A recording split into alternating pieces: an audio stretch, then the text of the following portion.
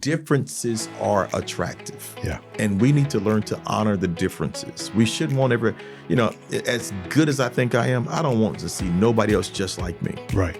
I probably wouldn't like me seeing somebody just like me all over again. So we need to learn how to honor differences, because to me, differences help us with growth.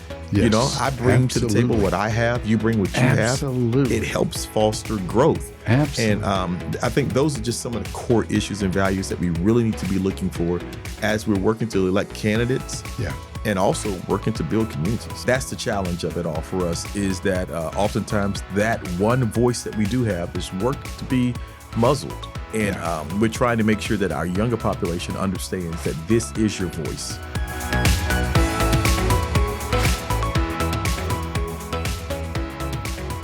So this is one I've been waiting for. My good friend, Bishop Derek McRae, who is not only the senior pastor of the Experience Church, but he is the president of the African American Christian Clergy Council of Orlando. Did I get that right? It's very alliterative, but it's not easy to say. Anyhow, this guy's a national guy, great preacher. But the exciting thing for me is, as we've been going through these different approaches to the public square participation, especially during an election cycle, we've been interested in what are different faith traditions carrying into that. What's their philosophy? What's their theology?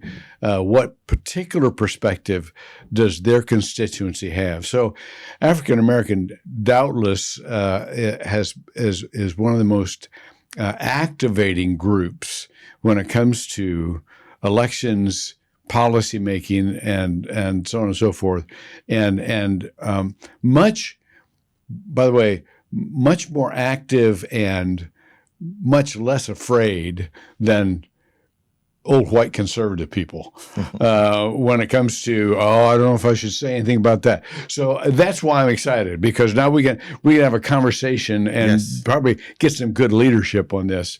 So Bishop, thanks for being with us today. Thank you for having me, Dr. Hunter. Absolutely. So give me some of your personal background, just so that they can get to know who you are. And how you come as a person into this arena. So Derek McRae from a big old city in Florida called Avon Park. Okay. And so born and raised in Avon Park, moved to Orlando right around the third grade. And then I started matriculating through the school systems here. Went to Florida A&M University in Tallahassee, came back to Orlando, recently got my MDiv from Virginia Union University up in Richmond, Virginia as well. And been pastoring my church for 18 years now, 18 long years. So 18 long years pastoring the church, spent 12 years in this community as a youth pastor, one in the Church of God in Christ for a church, and then one also in the Baptist church in the historic town of Eatonville. So I had an opportunity to learn a lot early, firsthand by some trailblazers in our community. And been working now. I'm a consecrated bishop as well, up under the International Bishops Conference. And so just here to be a servant. And so all that stuff just means how you can identify how hard I work for our community. And so really love it, man. And so now I'm here as an HBCU grad from 2 different universities. And I'm here as a product of one of the largest African-American denominations in the world. And so voting is just second nature to us. It's second nature. However, there is a dilemma going on, because we are in a cross between generations where the younger generation doesn't value as much as the older generation. There is a verse in the Bible that talks about the fact that there's a generation that did not know. And we usually stop at the generation not knowing. And we don't talk about there's also a generation that did not tell. And so we've lost some kind of connection to some degrees. And I think that we're starting to rebuild it back again now. And making sure that our voting efforts are front and center for us. Understanding the importance of it, because voting for the African-American community is their voice. And that's the challenge of it all for us, is that oftentimes that one voice that we do have is worked to be muzzled. And we're trying to make sure that our younger population understands that this is your voice. Protesting is great. I believe in protesting. I love the camaraderie that comes with it and the energy that comes with protesting. But protesting does not change by itself. Yeah.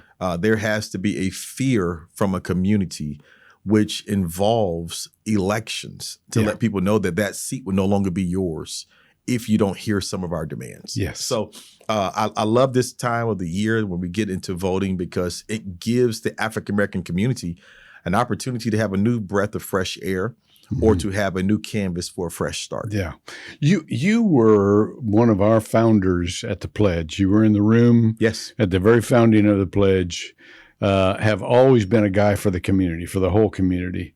Having said that, though, what you mentioned, I was part of the civil rights movement in the 60s, and the Voters' Rights Acts, and those were such huge. I remember those as such huge moments in history, but it's easy to lose history in the busyness of every day, and to not realize what a remarkable decade that was. What we're going into right now, Bishop, is a culture where it's very polarized. People are doing what they've always done: protect their power, protect their constituency, vote for the retention of the power group. And so, talk to me a little bit about what you just mentioned with this kind of new generation that does not realize the weight of what it takes to not be marginalized, to not be shoved out just by the course of events by the majority. Yeah. And talk to me about how you engage them. Yeah, I think you have to engage them by constant conversations. There's a phrase that says there's nothing new under the sun. I like to challenge that phrase and say the only thing that is new is the method. And so while what we're working to do, which is the meat of it, it may be the same, the way we're cooking it has to vary because the generations progress. They develop some of the language of the old. It's not the language of today. And we have to figure out how to give that. Our community also finds itself sometimes guilty of living off the grace of those who understood the value of it. And so there was a generation, you mentioned the civil rights movement and you mentioned the 60s voters' rights. You're talking about, I guess you were 3 years old when you was involved in that. Bless you. But when you're talking about that, this generation is so distant from it. Yeah. And there is such a lack of knowledge being presented to them to learn this. Which is why we sometimes have these challenges, even with the book removals, to remove that history from our kids, because they need to know what to build on. They need to know why it was important to their fathers and their forefathers. They need to understand these things. And sometimes you can be a product of a grace that you don't ever recognize how hard it was. And I think that we're experiencing that as a generation. They don't have the fervor or the impact that they used to have back in the older days because of the fact that they're living off the shoulders of those sacrifices. It's true. But here it is. The truth is that we're now starting to see that what was able to be lived off of is being now retracted from us. That almost as if that carpet is being pulled from up under the mats, up under the floor, up under our feet. And we're finding ourselves now trying to come into this, but we're coming to this very low in knowledge. We don't understand how to get back there because it didn't just start with them with the vote. They went through processes to build them up to a vote. And now we're seeing that we're trying to maintain some of this this knowledge of our ancestors and our forefathers to say, hey, this is why. And it's a real challenge right now. It really is a challenge because now you're involved in America with all the hustle and bustle. Sometimes you're working so hard, not seeing a way out. And we have to make sure we help people to understand that voting is your way out. Yeah. I'm aware of, but not very aware, and that's why I'm going to ask you this question here. There have been some traditions in African American churches where they organize to get people to register, or to get people to the poll, or there have been Sundays where you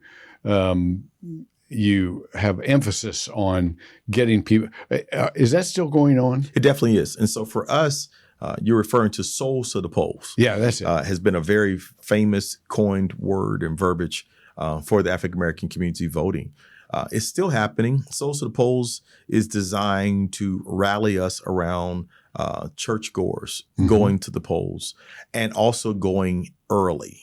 So that's a real effort to push early voting. And you mostly see African American numbers strong in early voting times because we understand sometimes the challenge of getting off work, sometimes the challenge of kids.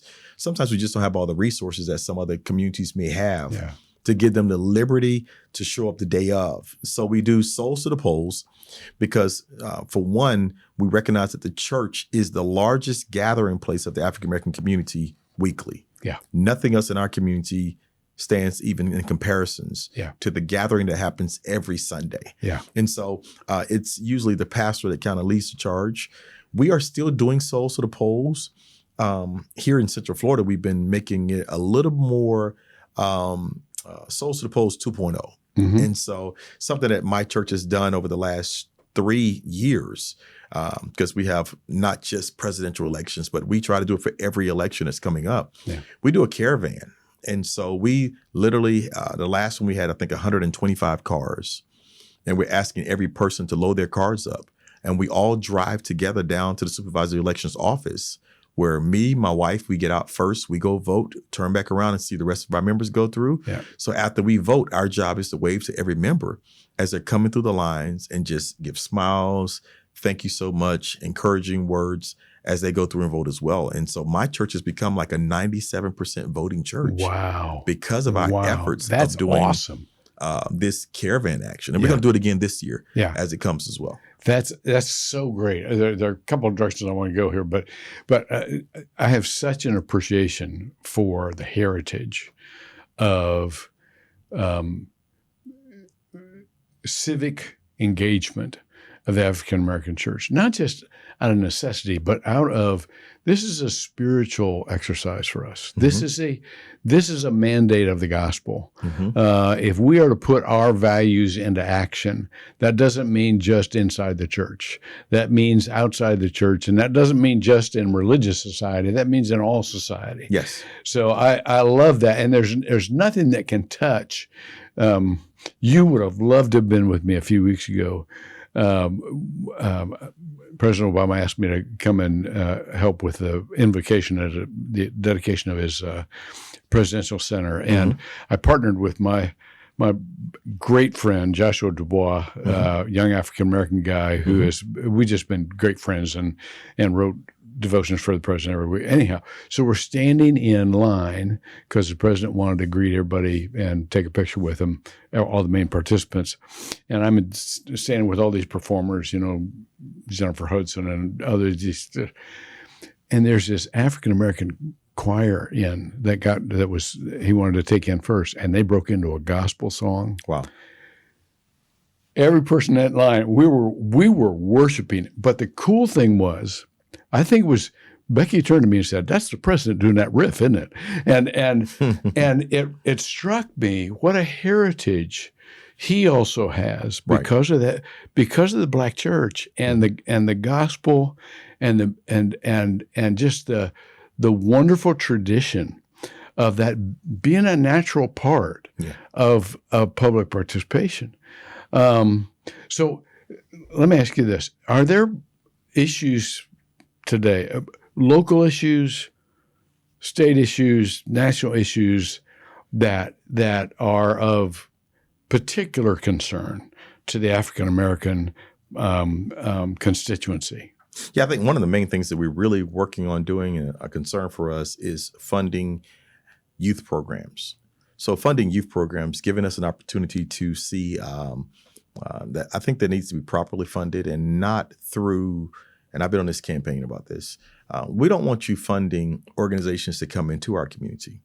We want you to fund the organizations in our community. Mm-hmm. So help better strengthen the ambassadors that remain. Because most companies that come into the community, we're paying them to develop relationships. Mm-hmm. Where when you have ambassadors here who are just underfunded, they're able to really bring about the change. And I believe that a lot of the changes do not happen within our youth and our community because we keep bringing in external experts who have no value or credibility within our communities. Right. So that's a real huge issue for us. And then definitely always opening up the portal to allow African-American small businesses to grow. And I think we have some great operations. They don't always have the funding and don't always have access to the funding. And we know how sometimes in government it can get where there are some gatekeepers who are making sure that some communities don't come up. So those are two of the main issues for us: funding our small businesses and also doing some additional fundings for our youth programs with ambassadors, trusted vessels. That's helpful to know. Let me just take it one notch up now. Going from issues to values, as a pastor, as a community leader, what do you want your people in your congregation, but even the broader community of all of us, what kind of values do you think we ought to have in our mind as we go to vote, not just for candidates for office and judges, but as we go to vote on issues? What are the larger values you think we ought to keep in our minds? We need to find out about proper families. What is a family and what is a family looking like? And how are we helping the family grow from within? I think that we have to also talk about safe neighborhoods. We have to deal with safe neighborhoods that people can sleep in peace, knowing that they are protected. Good. And then we have to talk about honor and community. So one of the things that's really distracting to me, and I said this the other day on a live feed, is I'm so discouraged by candidates running against each other and not running for the community. That's good. And we spend too much time running against each other. You know, it's very degrading for you to spend your time as a candidate talking about another candidate as if you're insulting my intelligence to believe that I don't know what I need for me. And I believe that if we're going to see better processes in our government, we really need to hold candidates to the fire to be true to what they bring to the table and not what somebody else has done. So I think if we really can get into that family value, we can get into that safety. I think and then that honor, that respect, even what the pledge is all about. Just where's the dignity today? And why don't we just respect each other? Like, differences are attractive. And we need to learn to honor the differences. We shouldn't want as good as I think I am, I don't want to see nobody else just like me. I probably wouldn't like me seeing somebody just like me all over again. So we need to learn how to honor differences, because to me, differences help us with growth. I bring to the table what I have. You bring what you have. It helps foster growth. And I think those are just some of the core issues and values that we really need to be looking for as we're working to elect candidates and also working to build communities. Well, what you've just heard is one of the best definitions of the Central Florida Pledge I've ever heard. Treating everybody with dignity and respect. Focusing on problem solving instead of, personal attack. Standing with people who may be disadvantaged or vulnerable because of who they are or what they believe. And so, Bishop, I cannot tell you how much I appreciate your partnership and your friendship and your advocacy and your leadership in Central Florida. Thank you. You have been and will continue to be. You're a young man. So you got lots of years ahead of you, and thanks for all that you're doing. And as you grow in wisdom and stature, we will all benefit. I appreciate you. And thank you, Dr. Hunter, for being a trailblazer and always being so available for the community. Well. And so we recognize it, we note it, and you've given us younger guys, because I'm not young anymore, but you've given us younger guys high hope in seeing just how you've kind of carried yourself and how you facilitated some necessary discussions within our community. Well, I can't tell you how much it means to us old guys to be able to relax now, because there are younger, brighter, smarter, and more energetic people that are taking up the mantle, and they're going to take it further than we ever could. So we're in this together, Bishop. Yes, sir. All right, brother. Thank you.